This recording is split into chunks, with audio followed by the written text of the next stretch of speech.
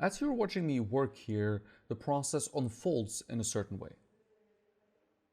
The footage that you're watching is from 9 total days of work, and so there is quite a bit of progress being made here, even though the sculpture is large. There are things to notice about what happens and in what order things happen as well. I don't do stuff in a random order, and it's thought through. The core of the sculpture is what is progressing in front of everything else. It's essentially a step before everything else. And for me, the core of the sculpture is the torso, and it's most important as it sets the foundation for a successful piece, in my opinion. The limbs can certainly add to the gesture and accentuate gesture, but in general, it's going to be springing forth from what I have in the torso. From a technical perspective, the torso helps set the proportions of the other elements as well, as now everything must relate to what I establish in the torso. Since the solid armature only exists inside the torso, it's important to place the torso convincingly on top first, since it's going to end up being the least flexible aspect of my sculpture. We need to make sure that the solid core of the armature fits inside the torso properly, more or less in the center. The height of the shoulders can be transferred up and down as we discussed above. The arms can be made shorter or even longer by adding wire. The gesture of the legs can be changed, should I so choose. Because of all of this, I prefer to have my torso well placed and well gestured first.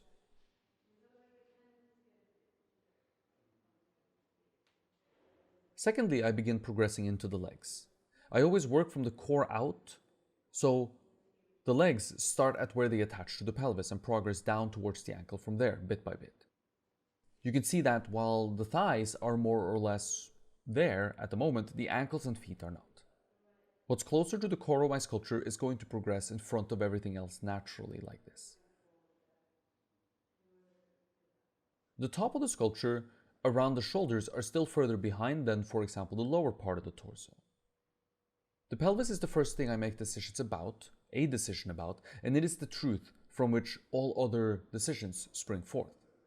Therefore, everything close to the pelvis is going to be a little bit further ahead, since I can trust this region to be more right, compared to regions which are further away, where I have more doubts and need to be a little bit more patient.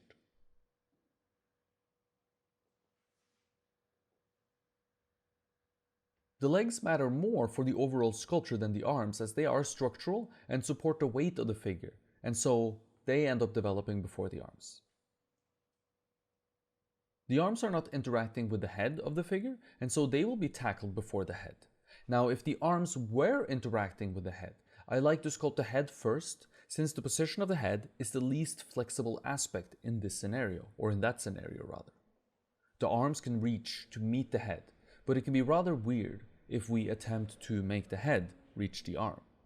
That can sometimes lead to some pretty funky results.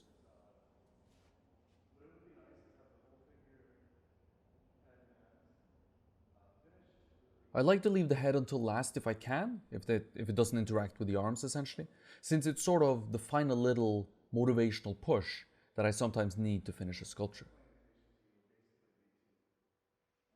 While not everyone is going to abide by rules or follow guidelines such as this and will find a different path, I find that I have tremendous confidence when working in this fashion, and that the backtracking that needs to take place has become a lot less.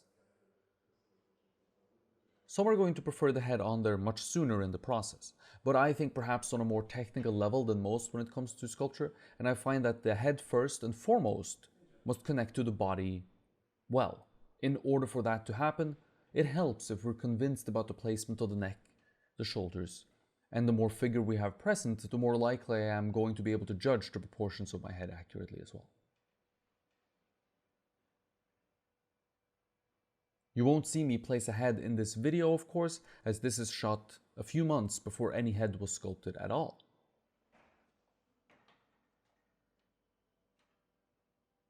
Now, I've sculpted quite a bit, and I've never encountered any issues with sculpting the head on your sculpture late in the process, and that probably plays a role in why I do it as well. If it ain't broke, don't fix it sort of thing, you know?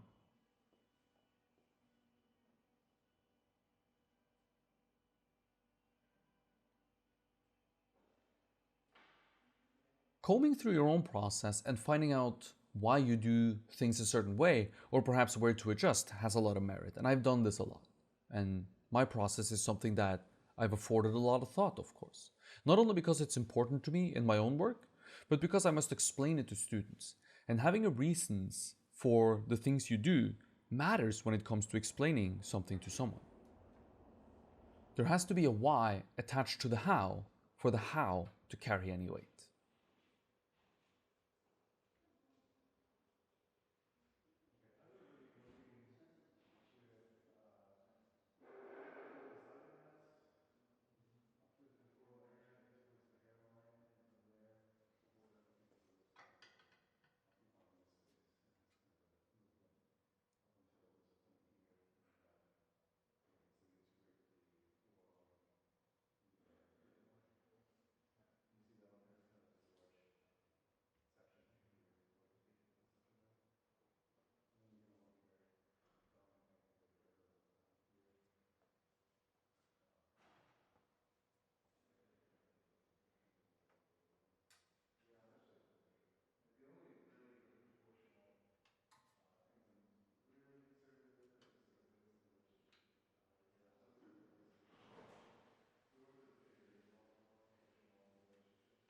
There are always plenty of lessons learned when approaching something that is slightly outside your wheelhouse or slightly beyond your skill level. While I think it's important to do projects within your scope and limits, which I did while making this sculpture as well, I sculpted some portraits, which I know I can do. It's also important to attempt to reach beyond what you can do from time to time, and this sculpture certainly was that, or is that, for me. Something pretty far beyond what I had done before, for sure, and so there are some lessons learned, primarily in two areas that I want to discuss here: planning and timing. My planning wasn't up to snuff, and so I ran into issues early. Some of this was problems that I couldn't have foreseen, perhaps. Things like the difficulty of working from life when working on something so large, or the issues with having a model strike or hold this particular pose. Having a very clear plan of attack for big work matters a lot, and especially when the work is complex. A clear plan affords you clarity in your approach, something that I lacked, and which left me with a big gap where I didn't do any sculpting at all, where all these issues had to be sorted. I kind of had to plan a lot halfway through this, and I think whenever I embark on something this large again, I will need to plan much better from the beginning.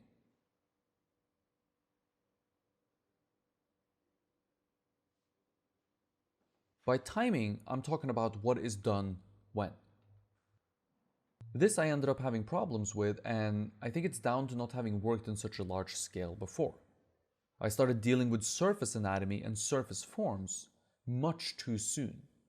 And when you do this, you will have a hard time controlling the structure as the work progresses and clay is added, because now you have this very complex surface that you need to grow in a symmetrical fashion. That is very difficult to do. What you should do is to begin adding the surface forms at the right time on top of a very solid set of bony masses, a very solid core to your sculpture. And if you start too soon, maintaining structural integrity becomes much harder as you're dealing with so many variables. I mistimed this tremendously here, and it meant a lot of time spent fussing around solving structural problems that I shouldn't have had or normally don't tend to have. While some of these are normal issues to run into, it's important to take note of them so that the next time you can deal with them in a more, hopefully, painless fashion. Not everything can be foreseen, of course, and hindsight is 20/20. But now, having been down the road of creating an over life-sized sculpture, I think I'll be able to foresee more of the problems that one can run into and hopefully do a little bit better next time.